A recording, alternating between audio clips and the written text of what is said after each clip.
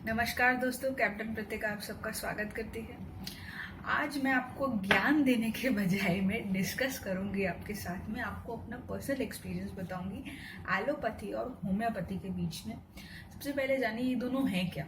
Allopathy जो है वो एक इलनेस को ट्रीट करता है, आपकी जो बीमारी है उसे ट्रीट करता है।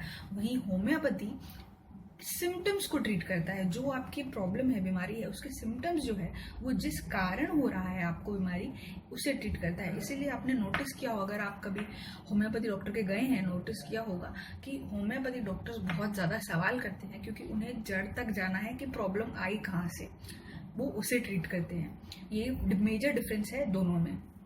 आज मैं आपको इंस्टेड ऑफ गिविंग ज्ञान कि इसमें ये होता है, इसमें ये होता है, मैं आपको अपना एक पर्सनल एक्सपीरियंस बताऊंगी। वो इसलिए क्योंकि मैं कोई एक्सपर्ट नहीं हूँ जो मैं तराजू में तोल के सही बता सकूं कि ये सही है और ये गलत है। इसलिए मैं आपको सिर्फ अपना एक एक्सपीरियंस बताती हूँ। मेरे ट्विंस बच्चे हैं, दोनों लड़के हैं, ऑलमोस्ट 3 साल के होने वाले हैं। सर्दी खांसी की प्रॉब्लम शुरू से ही उन दोनों को रही है और मुझे रोज ही डॉक्टर्स के पास जाना पड़ता था। उसके कारण मुझे होम्योपैथी पे कुछ खास विश्वास नहीं था पहले।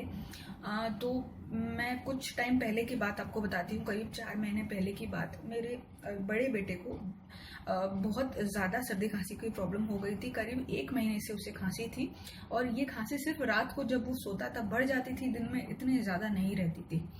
करते करते और बीच में बुखार भी हो जाता था, हफ्ते 10 दिन के बाद में बुखार हो जाता था। तो ऐसी हालत आ गई थी कि मुझे उसे एडमिट करना पड़ा था हॉस्पिटल में। 5 दिन तक वो हॉस्पिटल में था, मैं उसके साथ थी। सलाइन के थ्रू उसे मेडिसिन दिया जाता था। उसके लिए बहुत ही पेनफुल प्रोसेस था वो वाला। 2 बार उसके हाथों की सलाइन चेंज करनी पड़ी थी। It was very painful even to watch. आप खुद समझ सकते हैं एक माँ होने के नाते कि कितनी तकलीफ देती है बच्चे को भी और आपको भी ये देखना।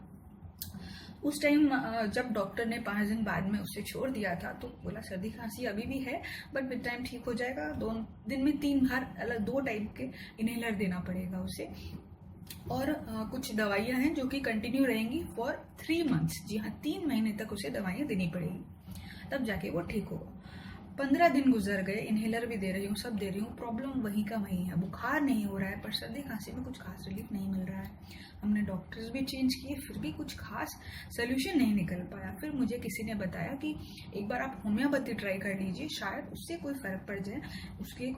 उनके खुद के बच्चे को 3 बार हॉस्पिटलाइज किया गया था सेम प्रॉब्लम की वजह से। फाइनली होम्योपैथी ही उसे ठीक कर पाया था। तो मैंने होम्योपैथी के पास गई और उनका दवाई शुरू किया। उन्होंने मुझे बोला ये दवाई दीजिए आप, ये प्रॉब्लम सॉल्व होने में थोड़ा टाइम लगेगा बट हो जाएगा, होम्योपैथी धीरे धीरे क्योर करता है। I said okay. डॉक्टर ने मुझे समझाया कि सबसे पहले आपको विश्वास करना होगा। अगर आप विश्वास नहीं करेंगे तो कोई भी दवाई ट्रीटमेंट आपको सही तरीके से नहीं करके देगा। तो मैंने बिल्कुल भी विश्वास किया कि ये दवाई फाइनली शायद असर कर जाएगा मेरे बच्चे पे। हफ्ते भर बाद में मैंने इनहेलर देना बंद किया, क्योंकि डॉक्टर ने मुझे बोला था, होम्योपैथी डॉक्टर ने, कि ग्रेजुअली कम करिएगा इनहेलर देना, एक बार में बंद मत करिएगा। हफ्ते भर बाद में मैंने बंद किया और ऑलमोस्ट 1 महीने बाद में उसकी प्रॉब्लम पूरी तरह से सॉल्व हो गई।